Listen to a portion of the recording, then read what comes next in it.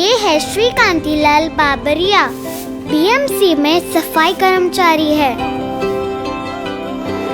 मुंबई कर की हर morning clean हो इसलिए अपने हाथ मेले करते हैं।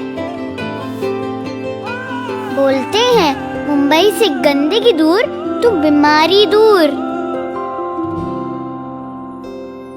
सूनी सूनी गलियों को तेरी सजाऊं,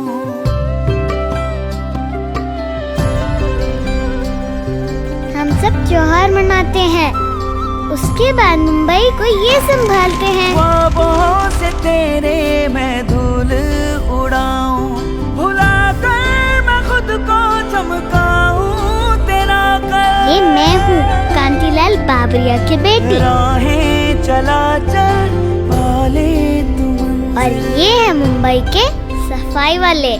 इनके जैसे 40,000 सफाई कर्मचारी हर हालत में मुंबई को साफ रखते हैं।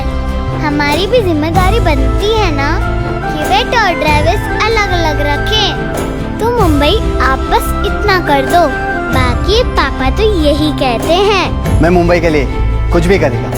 राहें चला चल पाले